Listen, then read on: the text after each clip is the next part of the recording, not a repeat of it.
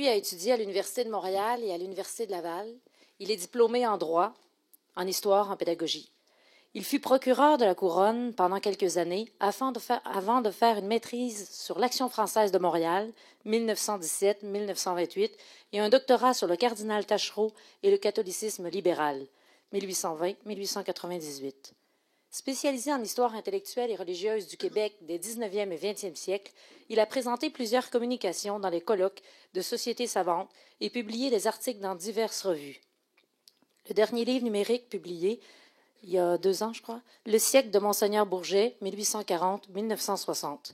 M. Dupuis est père de 5 enfants. Présentement, il enseigne l'histoire, l'éthique et la géographie à l'École Sainte-Famille à Lévis. Se considérant comme un héritier du nationalisme grouxien, il n'hésite pas à critiquer le bilan de la Révolution tranquille. Aujourd'hui, vous entendrez M. Dupuis sur le pape Saint-Pie X.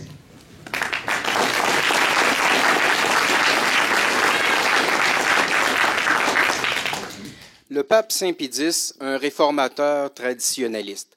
L'expression peut sembler paradoxale de nos jours parce qu'on a l'impression qu'un réformateur, c'est quelqu'un qui est pour le changement. Un traditionnaliste, c'est quelqu'un qui est contre le changement. Mais en réalité, c'est mal connaître le sens des mots. Un réformateur, c'est quelqu'un qui veut reformer selon le modèle original. Et un traditionnaliste, c'est quelqu'un qui veut transmettre au fil des siècles un même principe, une même idée. Et dans ce sens, Saint-Pie X a été effectivement un grand réformateur de l'Église, mais il l'a réformé dans le sens de la tradition, contrairement à ce que l'on voit depuis le Concile Vatican II.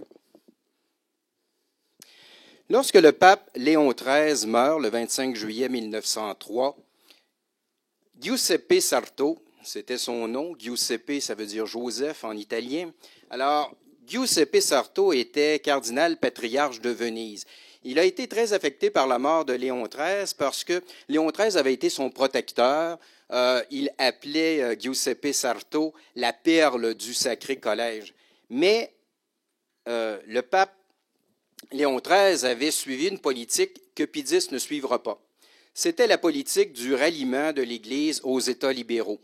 Ça s'est fait, ça a été surtout notable en France avec le ralliement à la République, mais en fait, Léon XIII avait suivi la même politique un peu partout dans le monde, y compris au Canada, où il est intervenu dans les conflits entre l'Église et l'État, et en faveur de l'État libéral contre nos évêques catholiques qui défendaient énergiquement les écoles catholiques au Manitoba.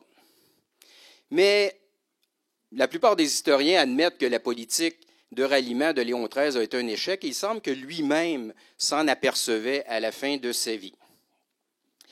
Lorsque le cardinal Sarto se rend à Rome, il part de Venise, il achète un billet de train aller-retour. Alors, il ne s'attendait certainement pas à être élu pape. Il arrive à Rome et là, un cardinal français le rencontre. Il commence à lui parler en français. Le cardinal Sarto n'est pas capable de répondre. Le cardinal français lui dit « Vous n'avez aucune chance d'être élu pape puisque vous ne parlez pas français. » À cette époque-là, il fallait parler français pour être pape. Le cardinal Sarto a répondu « Non, j'ai aucune chance d'être élu pape, Deo gratias. » En réalité, Sarto connaissait plus le français qu'il n'y paraissait parce qu'il avait dans sa bibliothèque privée les œuvres complètes du cardinal Pie, qui est un grand écrivain antilibéral du 19e siècle en France, et il le lisait à tous les jours. À chaque jour, il lisait 3-4 pages du cardinal Pie. Il s'imprégnait de son esprit. Or, l'esprit du cardinal Pie, elle se résume bien dans une réplique qu'il avait faite à l'empereur des Français, Napoléon III. Napoléon III disait, bon, c'est bien beau le règne social de Jésus-Christ, mais vous savez bien qu'aujourd'hui, dans le monde moderne, étant donné les esprits, c'est pas possible de réaliser ça. Le cardinal Pie lui avait sèchement répondu, « Si le temps n'est pas venu pour Jésus-Christ de régner, le temps n'est pas venu pour les princes de durer. » Et effectivement, Napoléon III va être renversé quelques années plus tard. Le favori au conclave de 1903, c'était le cardinal Rampolla, qui avait été secrétaire d'État au temps de Léon XIII, qui était en fait finalement le numéro 2 au Vatican. Mais après le deuxième, Rampolla arrive en tête au premier, au deuxième tour de scrutin. Après le deuxième tour de scrutin, le cardinal archevêque de Cracovie, Monseigneur Pousina, invoque au nom de l'empereur d'Autriche, François-Joseph, le droit d'exclusive. Qu'est-ce que le droit d'exclusive? Le droit d'exclusive, c'était un privilège que les grands princes catholiques avaient autrefois. C'était le roi de France, le roi d'Espagne et l'empereur d'Autriche qui avaient une espèce de droit de veto sur l'élection du pape. Alors, ce qu'on voulait éviter, c'était que le pape soit trop favorable à l'une ou l'autre de ces trois grandes puissances. Ça faisait très longtemps que ça n'avait pas été invoqué lors d'un conclave et bon, tous les canonistes estimaient que c'était un droit qui était tombé en désuétude. Mais cette fois-ci, on l'invoque à la surprise générale. Pourquoi François-Joseph s'est-il opposé à l'élection de Rampolla? Il semble que c'est en fait parce que, en politique internationale, Rampolla avait pris des positions, ou du moins avait la réputation, d'être plus favorable à la France et à la Russie qu'à l'Allemagne et à l'Autriche-Hongrie. Dans certains livres, on raconte que Rampolla aurait peut-être été franc-maçon, que François-Joseph le savait et qu'il aurait invoqué l'exclusive pour défendre l'Église, finalement, contre la franc-maçonnerie. Et il semble que, dans ces livres-là, on dit aussi que Pie X était au courant que Rampolla était franc-maçon.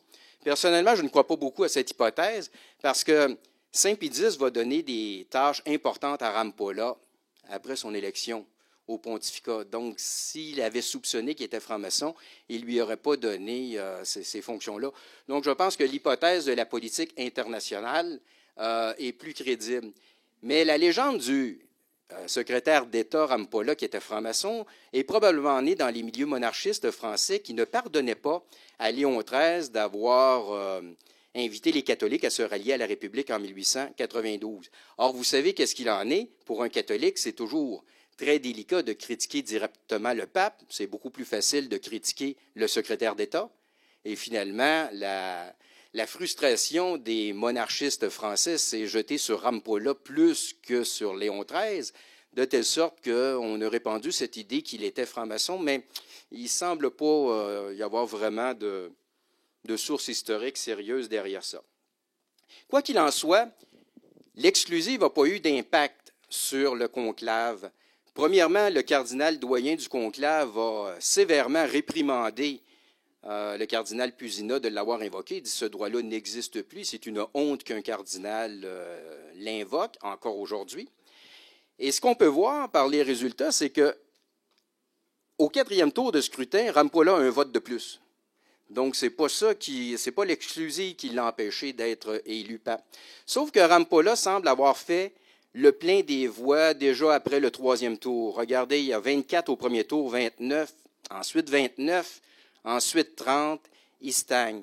Rampolla n'aurait pas été capable d'avoir les 2/3 des voix pour être élu pape. Il s'était fait trop d'ennemis parmi les cardinaux au temps où il était secrétaire d'État. Son principal adversaire, c'était le cardinal Gotti, qui, lui, était préfet de la Congrégation pour la propagation de la foi. Mais lui aussi avait des ennemis. Lui était perçu comme trop conservateur. Alors donc, il ne pouvait pas non plus aller chercher beaucoup de voix. On voit même qu'il diminue du 1er, 2e, 3e tour. Alors, qu'est-ce qui arrive à ce moment-là? C'est que les cardinaux se rabattent sur un 3e choix. Alors, ils regardent qui serait celui qui est un peu dans l'ombre, qui est un peu insignifiant, qui ne dérangera pas personne. Alors, ils se tournent vers le cardinal Sarto, qui était perçu comme un pieux curé de campagne, mais quelqu'un qui ne dérangerait pas beaucoup. Bien, ils vont être surpris, parce qu'en réalité, ils venaient d'élire, sans le savoir, un des papes les plus politiques de toute l'histoire, et un pape qui va prendre un nom très prémonitoire, Pie X, en souvenir de son illustre prédécesseur, Pie IX, qui avait mené une lutte acharnée contre le libéralisme au 19e siècle. Nous avons quelques images filmées de Pie X. C'est très rare, c'est une pièce d'archive remarquable quand vous pensez que Pie X est mort en 1914. Bien, avant 1914, le cinéma, c'était pas très répandu, mais on le voit ici qui se promène dans les jardins du Vatican.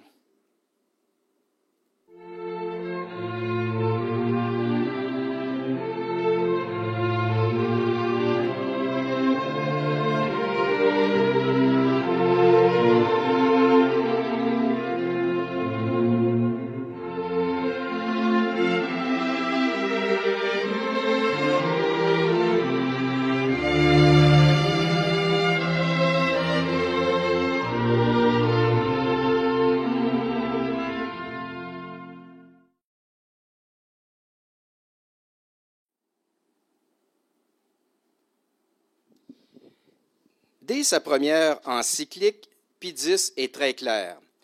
Notre but unique dans l'exercice du suprême pontificat est de tout restaurer dans le Christ, omnia instaurare in Christo, afin que le Christ soit tout et en tout. Omnia instaurare in Christo, c'était sa devise. Mais assez curieusement, quand on lit la première encyclique, après avoir dit ça, après avoir dit « nous nous occuperons nécessairement de politique », voyons comment il entrevoyait la réforme politique de la civilisation. La réforme politique va se faire par la sainteté des prêtres. Il nous parle dans son encyclique de la réforme des séminaires, de la prudence que les évêques doivent montrer dans l'ordination des candidats au sacerdoce. Il met les prêtres en garde contre les profanes nouveautés de langage, contre l'activisme. Il leur rappelle que leur premier devoir, c'est d'enseigner le catéchisme dans les écoles, dans leurs paroisses, qu'ils doivent toujours se montrer patients et charitables. Et il les encourage aussi en leur rappelant que Dieu va les juger à leurs efforts beaucoup plus qu'aux résultats. Pie X va faire plusieurs réformes dans l'Église. Alors, rien qu'avec les réformes qu'il a fait, si on exclut ses combats politiques, déjà Pie X devrait apparaître dans l'histoire comme un des plus grands papes. Alors, quelles sont ces réformes? Il va répandre la communion fréquente pour les laïcs. À cette époque-là, les gens communiaient assez peu souvent. Très souvent, les gens communiaient une fois par année, dans le temps de Pâques, parce qu'ils étaient obligés de le faire. C'était le temps des... c'était une obligation. Alors, pourquoi les gens communiaient peu souvent? C'était à cause de l'influence néfaste de la morale janséniste qui avait été répandue pendant plusieurs siècles et qui présentait la communion comme une espèce de récompense à la sainteté plutôt que comme un fortifiant contre le péché. Alors, donc, Pie X va encourager les laïcs à communier fréquemment.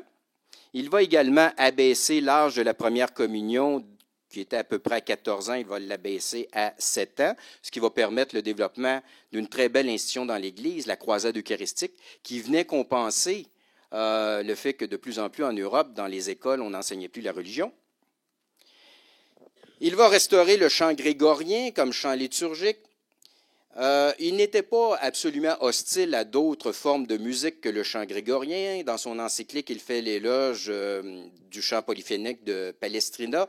Il dit même qu'on peut accepter certaines musiques modernes à condition qu'elles soient à peu près dans l'esprit du chant grégorien. Ce qu'il n'aimait surtout pas, c'était la musique liturgique qui s'inspirait des airs d'opéra italien et aussi les fanfares dans les églises. C'était quelque chose qui était très répandu en Italie et ça, il a carrément interdit ça.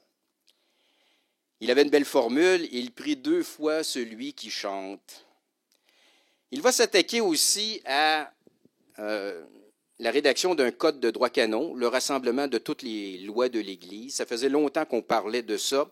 Aucun pape n'avait osé entreprendre ce travail titanesque avant lui.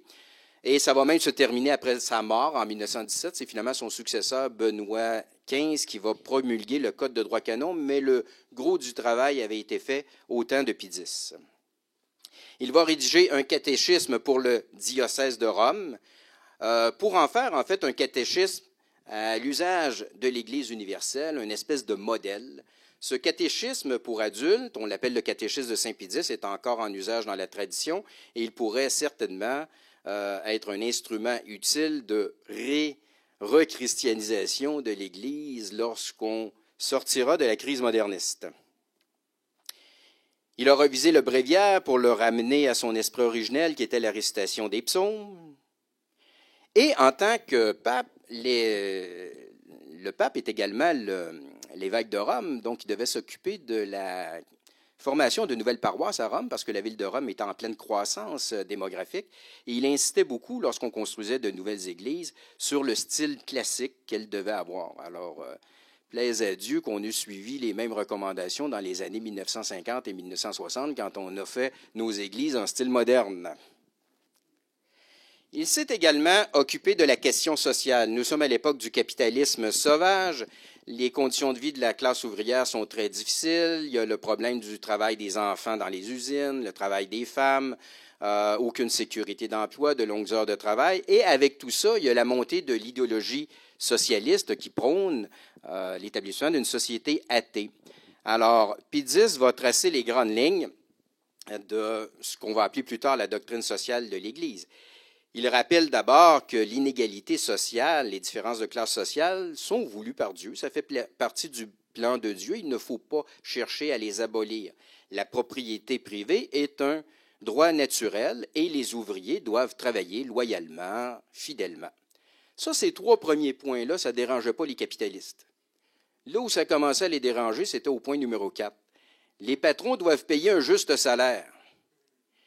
Et aussi, lorsque Pie X parlait de diriger une économie de type chrétien, il recommande la renaissance des corporations de métiers, comme on avait au Moyen Âge, la création de sociétés de secours mutuels, la formation de syndicats catholiques, ça aussi, ça ne plaisait pas tellement aux patrons.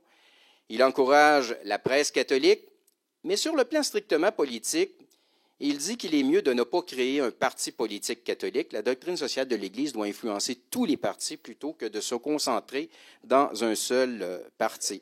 Il encourageait même les catholiques à faire des alliances politiques avec des conservateurs non catholiques qui étaient au moins respectueux de l'Église lorsque venait le temps de défendre les droits de l'Église.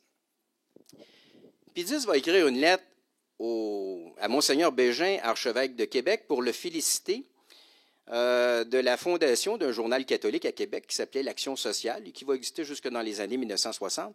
Et dans sa lettre à Monseigneur Bégin, il dit une des qualités de votre journal, c'est qu'il n'est pas inféodé à aucun parti politique, ni le Parti conservateur, ni le Parti libéral. Notons au passage que c'est également Pie X qui a donné Saint Jean-Baptiste comme patron des Canadiens français.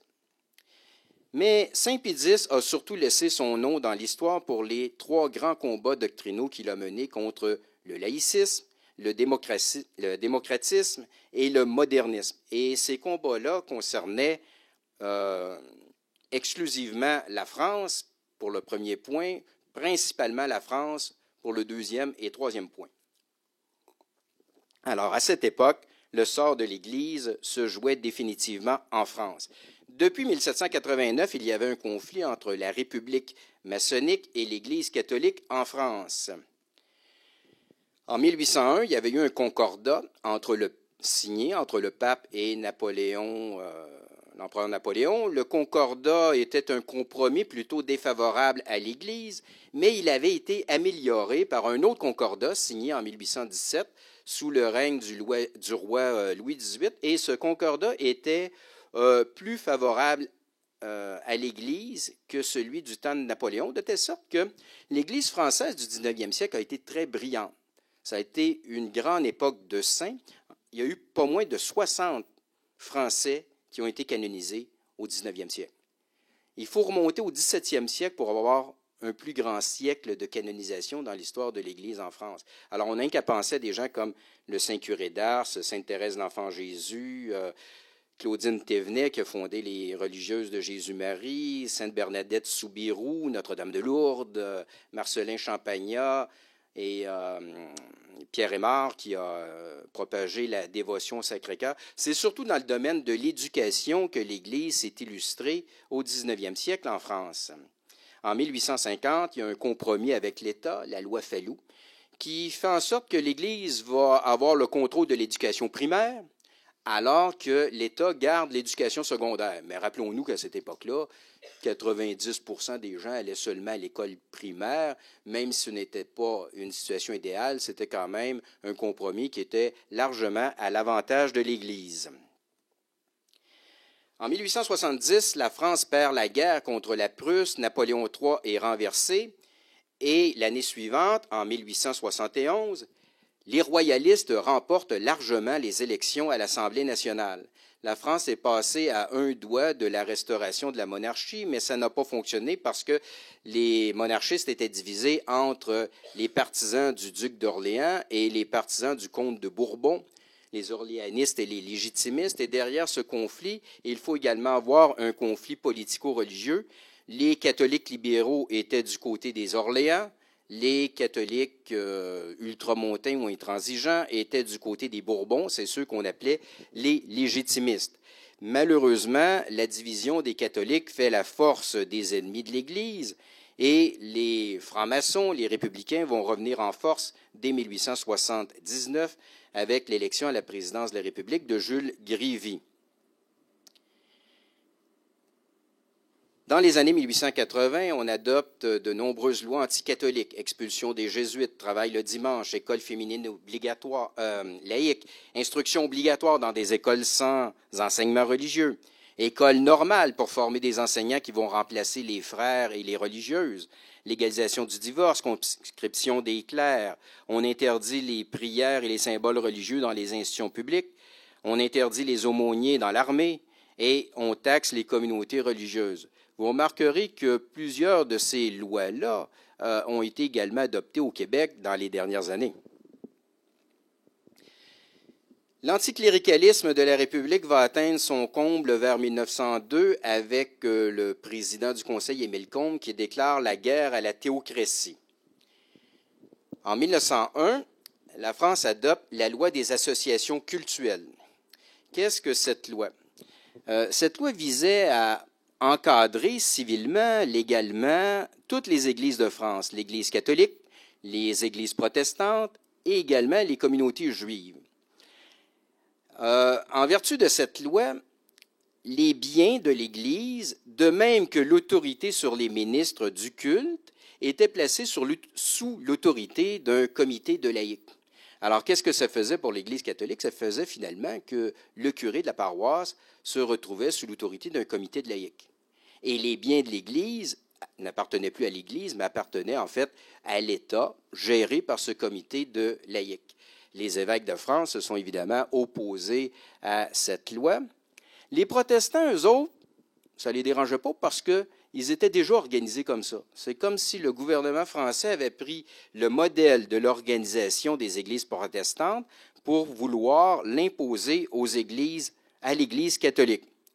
Pour ce qui est maintenant des synagogues juives, comme par hasard, les fonctionnaires ont oublié leur existence. On ne les a pas embêtés. Ils étaient théoriquement soumis à la loi. Il n'y a jamais personne qui leur a demandé de la mettre en pratique. Mais les évêques de France étaient divisés là-dessus. Certains, tout le monde admettait qu'elle était inacceptable, mais la plupart étaient prêts à négocier, à transiger. Il faut savoir qu'en vertu du Concordat de 1801, c'est le gouvernement français qui nommait les évêques en France. C'est le pape qui leur donnait ensuite l'autorité, mais les personnes étaient désignées par le gouvernement. Donc, le gouvernement s'arrangeait pour nommer des évêques qui n'avaient pas nécessairement des personnalités très fortes et qui étaient de tendance plutôt conciliante. Et c'est vraiment Pie X qui va forcer les évêques français à se montrer courageux et à opposer une ferme résistance à la loi des associations cultuelles. Les communautés vont refuser de se soumettre à la loi et ils vont être chassés de leurs écoles. Les frères des écoles chrétiennes vont être chassés de France.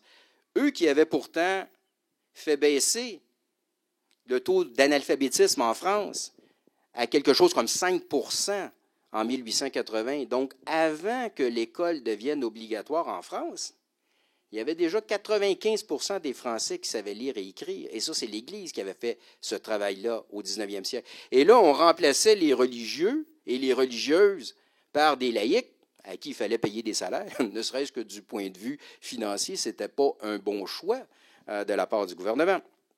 Même les chartreux, qui dérangeaient personne dans leur monastère, ont été chassés de leur couvent, manu militari, avec l'intervention de l'armée, comme on le voit sur la photo.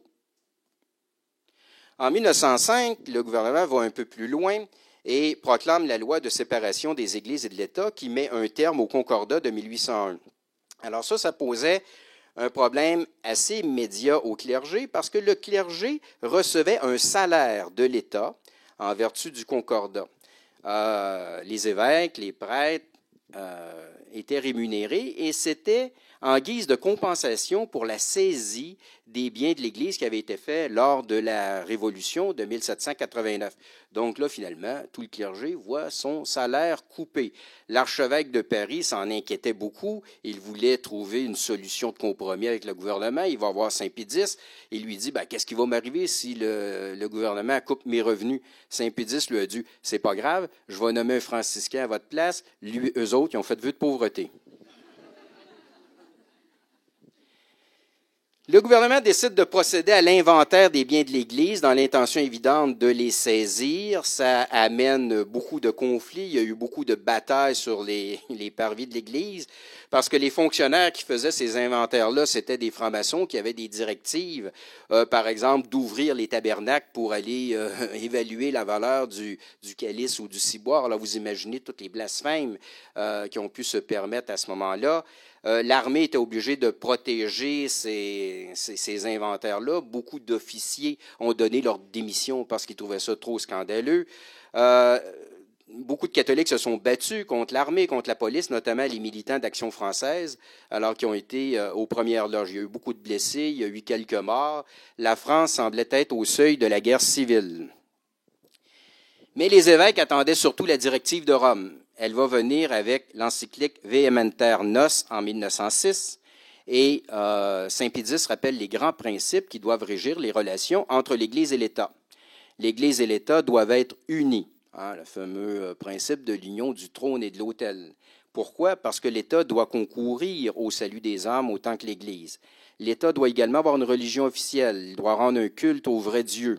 Il doit se soumettre à l'autorité de l'Église dans les champs de compétences de l'Église, comme l'éducation, par exemple. Il rappelle aussi les principes de la constitution divine de l'Église. C'est les pasteurs qui sont au-dessus des fidèles. Or, la loi des associations cultuelles renverse les choses. Elle met les fidèles au-dessus des pasteurs.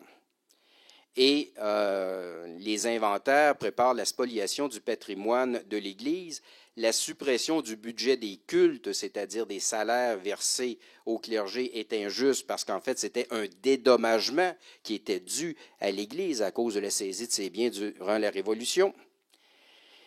Et il faut comprendre que la loi de séparation de l'Église et de l'État en France ne doit pas être comparée au principe de la séparation de l'Église et de l'État qu'on avait aux États-Unis depuis 1791 et au Canada depuis 1852, parce qu'on séparait l'Église et de l'État, mais l'Église était libre de s'organiser comme elle le voulait.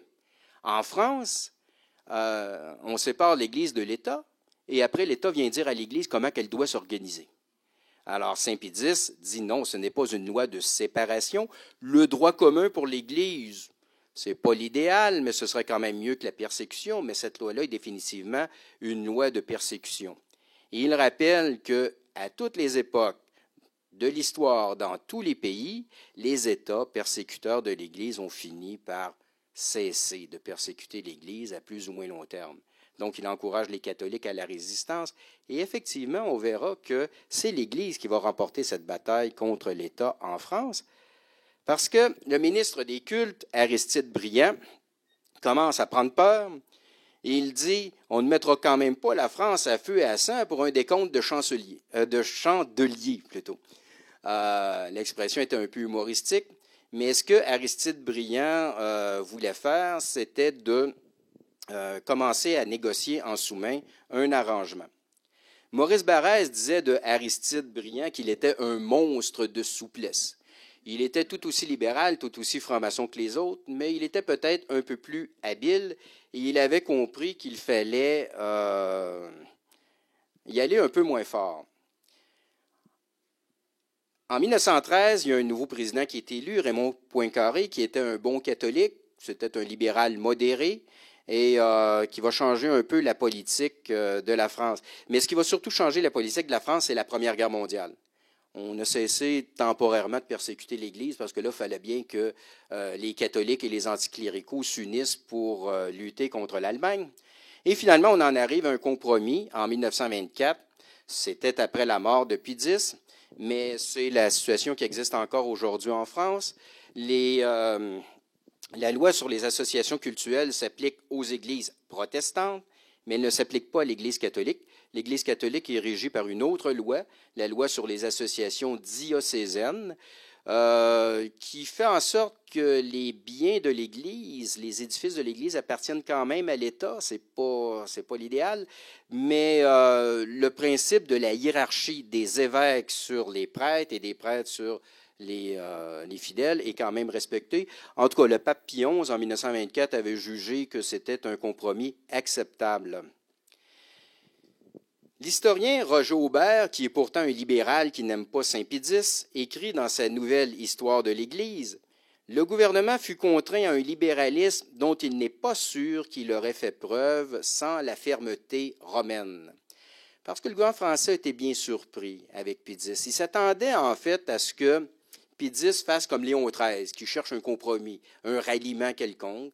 Ben, ils ont été surpris par sa fermeté et finalement, la fermeté de Pédis a été plus payante pour l'Église que la diplomatie de Léon XIII. Et ça, un historien très libéral, très conciliaire comme Roger Aubert l'admet lui-même. Le deuxième grand combat que Pédis a mené était plus à l'intérieur de l'Église, lui, c'était contre le démocratisme chrétien de Marc Sangnier. Sangnier était un jeune bourgeois parisien très riche, très talentueux, brillant orateur, fervent catholique, très pieux, un peu mystique. Il avait fondé une revue qui s'appelait Le Sillon et qui entendait réformer l'Église dans le sens de la démocratie. De grands esprits ont été séduits par l'idéologie du Sillon dans leur jeunesse. Par exemple, l'écrivain Charles Péguy, Paul Claudel, aussi le philosophe Emmanuel Mounier ont été des sionistes au début du siècle. C'était quoi la grande idée du Sillon? C'était finalement pas très nouveau. C'était de reprendre les idées du libéralisme de Félicité de Lamennais, le catholicisme libéral de Lamennais des années 1830, mais mélanger un peu avec le socialisme de Proudhon des années 1880. En fait, la doctrine du Sillon n'était pas très claire. On pouvait lire dans l'almanach du Sillon, « Nous ne savons pas où nous allons, nous ne savons pas jusqu'où nous irons. Cela nous regarde-t-il après tout, et ne nous suffit-il pas que la cause soit bonne pour nous y dévouer tout entier et sans réserve, sans rien demander davantage? » Alors, autrement dit, on ne sait pas où on s'en va, mais suivez-nous. C'était assez inquiétant. En fait, le mouvement sioniste a été marqué par une dérive sectaire. Le leader, Marc Sangnier, était surnommé par ses disciples Marc l'évangéliste. On le présentait comme un nouveau père de l'Église, voire un nouvel apôtre. Et même l'organisation du Sillon elle-même ressemblait à une secte. C'était un milieu très, très fermé. Les gens vivaient dans une communauté autour de coopératives fondées par le Sillon. Et un point très important, c'est que dans le Sillon, les prêtres étaient là uniquement pour donner les sacrements. Ils n'étaient pas là pour donner l'enseignement. Toute l'organisation était sous la direction de laïcs. En 1904, il y a eu une polémique assez vive entre Marc Sangnier et le leader de l'Action française, Charles Maurras. Maurras n'était pas un catholique, Maurras était un athée, c'était un royaliste, donc le débat portait surtout sur la question du républicanisme de Sangnier contre le royalisme de Maurras. Mais Maurras avait quand même compris que, du point de vue catholique, Sangnier était un hérétique. Parce qu'en fait, ce que Sangnier disait, c'était que Jésus était venu sur terre pour prêcher la démocratie et enseigner les droits de l'homme. En 1906, Pédis décide de condamner le Sillon. Il dit que leur philosophie reprend finalement les grands principes de la philosophie des Lumières du 18e siècle, qu'elle fait reposer la dignité de l'homme dans le principe de la liberté absolue. Le Sillon prône la souveraineté du peuple, l'égalité sociale. Finalement, c'est une espèce de socialisme chrétien, un socialisme mais sans l'athéisme.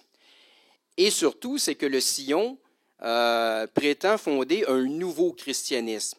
Il se voit comme une espèce d'élite d'avant-garde, des chrétiens plus purs, plus éclairés que les autres. Il méprise l'autorité ecclésiastique et il méprise également l'expérience de 19 siècles de l'Église. Une des plus belles phrases que Pédis a jamais écrite, c'est dans sa lettre sur le Sillon, lorsqu'il dit « On ne bâtira pas la cité autrement que Dieu ne l'a bâtie. On n'édifiera pas la société si l'Église n'en jette les bases et ne dessine les travaux. Non, la civilisation n'est plus à inventer, ni la cité nouvelle à bâtir dans les nuées. Elle a été, elle est, c'est la cité catholique. C'est en fait la chrétienté médiévale. Il ne s'agit que de l'instaurer et la restaurer sans cesse sur ses fondements naturels et divins, contre les attaques toujours renaissantes de l'utopie malsaine, de la révolte et de l'impiété, omnia instaurare in Christo. Donc, saint Pie X condamne le démocratisme chrétien de Marc Sangnier. Faut-il en conclure que saint Pie X était contre la démocratie? Non, pas nécessairement. Il dit « Ceux qui président au gouvernement de la chose publique peuvent bien, en certains cas, être élus par la volonté et le jugement de la multitude, sans répugnance ni opposition avec la doctrine catholique. Mais si ce choix désigne le gouvernant, il ne lui confère pas l'autorité de gouverner. Il ne délègue pas le pouvoir, il désigne la personne qui en est investie. » Qu'est-ce que ça veut dire, ça?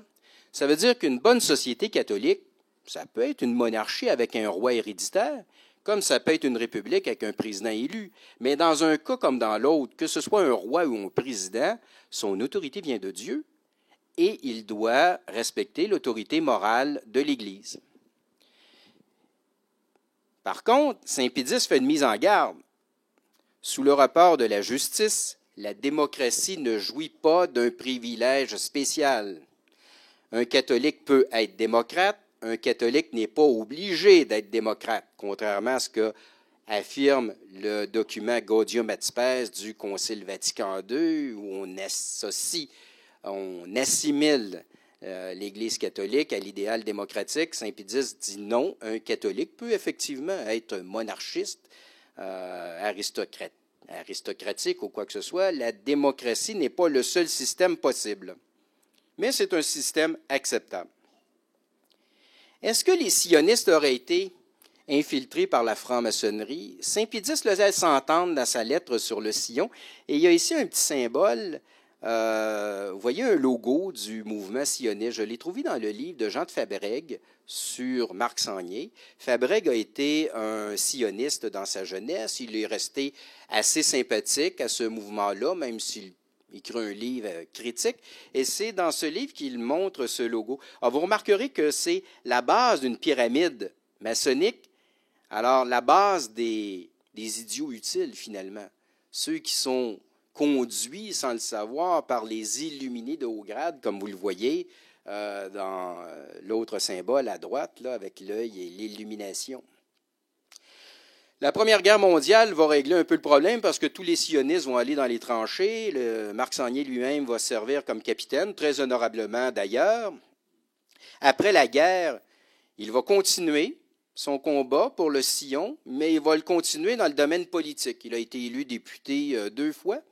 Mais sa grande œuvre restait toujours sur le plan moral et religieux. Il va fonder les auberges de jeunesse. Ça, c'est sa résidence privée qui a été transformée plus tard en auberge de jeunesse. Alors, vous voyez que Marc Sangnier n'était pas nécessairement très pauvre. Et le but, c'était de permettre aux jeunes Européens, ça a été fondé en 1925, ça, et le but, c'était de permettre aux jeunes Européens de voyager plus facilement pour extirper de leur esprit l'idéal patriotique et le remplacer par l'idéal de l'Union européenne. Donc, il continuait son combat. Il est d'ailleurs honoré à cet égard par la ville de Lyon qui a érigé la place Marc Sangnier. Alors, remarquez le symbole. Est-ce que saint Pie X avait tort de croire que ces gens-là avaient peut-être été liés à certaines sectes occultes? Disons quelques mots des rapports entre saint Pie X et Charles Maurras. Les deux hommes s'estimaient beaucoup, même s'ils ne se sont jamais rencontrés. Pie X a rencontré la mère de Maurras et lui a dit « Je bénis votre fils ». Il était supposé avoir une rencontre entre les deux à un moment donné, mais ça n'a jamais fonctionné. Les deux étaient très proches par leur conservatisme, par leur traditionnalisme, mais très distants par la foi. Saint Pie X est un homme de Dieu et Maurras était athée. Maurras était un grand défenseur de l'Église, mais simplement parce que ça correspondait à l'ordre social, aux traditions nationales françaises. C'est le conflit entre l'Église de Dieu et l'Église de l'ordre. Il y avait quand même un problème doctrinal chez Maurras parce que Jésus il est venu pour sauver des âmes, il n'est pas venu pour sauver des patries. Mais les démocrates chrétiens de France en voulaient à Maurras pour la condamnation du sillon et ils ont essayé d'obtenir leur revanche. Ils ont presque réussi. En 1914, la congrégation de l'Index voulait censurer 7 ouvrages de Charles Maurras dans lesquels il y avait effectivement des choses condamnables. Quand Maurras parlait des 4 évangélistes, par exemple, il les appelait les 4 juifs obscurs. Alors, ce n'était pas nécessairement très, très poli, puis il y a d'autres choses. Puis Maurras était une espèce de néo-païen, si on veut. Donc, la condamnation aurait peut-être pu être justifiée, mais Saint-Pédis a refusé de la signer en disant de Maurras qu'il était un beau défenseur de la foi. Maurras a été surpris. Le pape a-t-il dit un défenseur de la foi ou un défenseur de l'Église? Oui, je suis un défenseur de l'Église, mais pas de la foi, je suis athée. Non, Saint-Pédis avait bel et bien dit un défenseur de la foi, parce qu'il avait compris que toute la philosophie politique, morale, culturelle, littéraire de Maurras conduisait les gens à la foi. Dans un premier temps, ça les conduisait à la monarchie. Dans un deuxième temps, ça les conduisait à l'Église catholique. L'Action française était une voie qui favorisait les conversions. Le sillon était, au contraire, une voie qui faisait perdre la foi. Les démocrates chrétiens français vont quand même avoir leur revanche en 1926. Sous le pontificat de Pie XI, l'Action française va être condamnée, Maurras va être excommunié, et ça va donner lieu à une espèce de purge à l'intérieur du clergé français. 2 grandes figures ont été démises de leurs fonctions, le cardinal Billot et le père Le Floch, qui était directeur du séminaire français de Rome au moment où Monseigneur Lefebvre était séminariste. Monseigneur Lefebvre a été très affecté par ça, la démotion du père Le Floch. C'est qu'on a commencé à purger dans le clergé français tous ceux qui avaient des sympathies monarchistes, des sympathies maurassiennes. Ce n'était plus possible à partir de ce moment-là pour un prêtre qui était associé de près ou de loin à l'Action française d'être nommé évêque. Et ça explique un peu le virage à gauche du clergé français et ça prépare le terrain pour le Concile Vatican II. Le troisième grand combat de Saint-Pédis a sans doute été son combat le plus important. Le combat contre le laïcisme, c'était contre les ennemis extérieurs de l'Église. Le combat contre la démocratie chrétienne, c'était un combat contre une certaine dérive intérieure à l'Église. Mais le combat contre le modernisme touchait au cœur de la foi parce que ça touchait à la question de l'exégèse, de l'interprétation de la Bible. Le chef de file du modernisme au début du 20e siècle, c'était Alfred Loisy, l'abbé Alfred Loisy, qui enseignait à l'Institut catholique de Paris. Son intention, c'était de concilier la foi avec la science, mais la science moderne. Par exemple, concilier le récit de la Genèse avec la théorie de l'évolution de Darwin. Mais c'était beaucoup plus large que ça, en fait, le modernisme. L'esprit d'Alfred Loisy se résume en une phrase: Jésus a annoncé le royaume, c'est l'Église qui est venue. Dommage. Alors, voyez donc, son idée, c'est de séparer finalement l'enseignement de Jésus de l'enseignement de l'Église catholique. C'est pas nouveau. Martin Luther y avait pensé bien avant. Et en fait, finalement, le modernisme, quand on regarde ça, ça correspond à peu près à ce qu'on appelait le protestantisme libéral ou le protestantisme rationaliste à la même époque. Le modernisme va être condamné de manière remarquable dans l'encyclique Pascendi. Alors, dans ce document, Saint-Pédis nous dit que la philosophie des modernistes entend séparer la foi de la raison. Le moderniste croyant a la foi, bien sûr, mais sa foi repose sur ce qu'on appelle le fidéisme, c'est-à-dire une espèce d'illumination intérieure à la manière des protestants, et non pas une adhésion de l'intelligence aux vérités révélées, comme l'enseigne le catéchisme catholique. Le théologien moderniste soutient que les dogmes sont en évolution, que ce ne sont pas des vérités éternelles, mais plutôt des symboles qui peuvent être réinterprétés selon les époques, selon les milieux. L'historien moderniste va nous dire qu'il faut étudier la Bible comme n'importe quel autre document, de manière rationaliste. Donc, on étudie la Bible de la même manière qu'on étudie l'Iliade et l'Odyssée, par exemple. Le critique va vouloir appliquer les méthodes scientifiques modernes, scientifiques entre guillemets. L'apologiste moderniste va dire qu'il faut changer le langage de l'Église pour l'adapter au monde moderne. Quant au réformateur moderniste, lui, il veut démocratiser, l'Église, comme voulait le faire Marc Sanguin. Mais le problème avec le modernisme, c'est que vous avez rarement un moderniste qui est moderniste sur tous ces plans-là. Alors, vous avez un auteur, un théologien, un homme d'Église, ben, il peut être moderniste sur 2 points, 3 points, puis très traditionnel sur les autres. Et c'est là que ça vient mélanger le monde. Et Saint Pédis a mis les gens en garde avec ça. Il a mis les gens en garde contre le double langage des modernistes. Telle page de leur ouvrage pourrait être signée par un catholique. Tournez la page et vous croyez lire un rationaliste. Donc, pour préciser c'est quoi le modernisme, la Congrégation pour la doctrine de la foi a émis le décret Lamentabili en 1907 où on présente 65 propositions modernistes. Alors, j'en ai choisi quelques-unes un peu au hasard. Les modernistes vont dire que l'interprétation de la Bible par l'Église peut être corrigée par les exégètes modernes. Alors, nous autres, aujourd'hui, on est plus savants qu'autrefois, donc on a mieux compris ça que les pères de l'Église. L'Église n'a pas d'autorité sur les sciences humaines, donc que l'Église ne vienne pas nous parler de politique, d'économie, de sociologie ou même de psychologie. Dieu n'est pas vraiment l'auteur de la Bible. Les premiers chrétiens ont déformé le message du Christ. L'Évangile n'affirme pas la divinité de Jésus-Christ. Le Christ de la foi est supérieur au Christ de l'histoire. Alors ça, c'est assez drôle. Jésus est ressuscité dans la foi et l'expérience religieuse des apôtres. Il n'est pas nécessairement, enfin, on ne peut pas prouver qu'il est ressuscité réellement aux yeux de l'histoire. Qu'est-ce que ça veut dire? Bien, ça veut dire que les modernistes suppriment ce qu'on appelle le principe de non-contradiction. C'est pour ça qu'ils en veulent à saint Thomas d'Aquin. Alors, ils peuvent dire la chose et son contraire en même temps.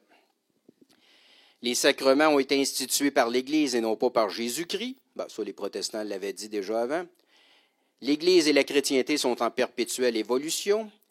Et Jésus n'a pas institué la papauté avec Simon-Pierre. Ils en veulent beaucoup à l'autorité du pape, les modernistes. La 65e proposition dans le décret Lamentabili résume toutes les autres. Et ça résume en fait l'esprit du modernisme. Le catholicisme d'aujourd'hui ne peut se concilier avec la vraie science à moins de se transformer en un certain christianisme non dogmatique, c'est-à-dire en un protestantisme large et libéral. Comment combattre le modernisme? Il faut revenir à la philosophie thomiste, évincer les modernistes du sacerdoce, ou du moins des postes d'autorité, évêques, professeurs d'université, directeurs de séminaires. Il faut censurer les ouvrages modernistes, établir dans les diocèses des comités de vigilance et forcer tous les prêtres à prêter le serment antimoderniste. Ça n'a pas dérangé du tout les modernistes. Ils vont le prêter, le serment, parce que justement, c'était des adeptes du double langage, alors ça ne les dérangeait pas trop. Les modernistes vont retourner dans l'ombre. Pour ce qui est d'Alfred de Loisy lui-même, ben, il va finir par défroquer et avant de mourir, il a avoué qu'il avait perdu la foi depuis très longtemps. Il a terminé sa carrière comme professeur à l'Université de la Sorbonne à Paris, qui était une université d'État, où donc là, les autorités de l'Église ne pouvaient plus l'embêter et il était finalement une espèce d'athée. Mais la plupart des modernistes ne feront pas ça. Ils vont raffiner leur discours, ils vont rentrer dans l'ombre, ils vont se cacher. Et c'est pour ça que Monseigneur Benigni a mis sur pied une espèce de service de renseignement antimoderniste qui a été surnommé la Sapinière. On ne sait pas si... Bon, il ne l'a pas fait à la demande de Pie X, c'est certain. Pie X l'a peut-être un peu encouragé. Un peu plus tard, il va le critiquer un peu. Les relations entre Pie X et Monseigneur Benigni ne sont pas très, très claires. Mais on a reproché à Pie X, surtout lors de son procès de canonisation, de s'être montré trop dur avec les modernistes, et on a sorti notamment cette histoire de la Sapinière. Sauf que le procès de canonisation a au contraire démontré que si Pie X a fait quelque chose, c'est qu'il a été peut-être un peu trop mou avec les modernistes. Il a toléré très longtemps, par exemple, qu'à l'Université grégorienne à Rome, quelqu'un qui était connu pour enseigner des thèses modernistes reste professeur. Il y a plusieurs lettres de Pie X à des évêques où il dit « Soyez patients avec vos jeunes prêtres qui ont des tendances modernistes. Essayez de les éclairer, essayez de rectifier le tir. Ils vont finir par se convertir. » Bien sûr, il fallait les neutraliser, il fallait éviter qu'ils soient en poste d'autorité, mais il ne fallait pas systématiquement les exterminer. En fait, quand les traditionnalistes sont au pouvoir, ils sont beaucoup moins durs avec les modernistes que quand les modernistes sont au pouvoir. Eux autres, ils excluent, ils exterminent systématiquement les traditionnalistes. On a vu ça depuis Vatican II.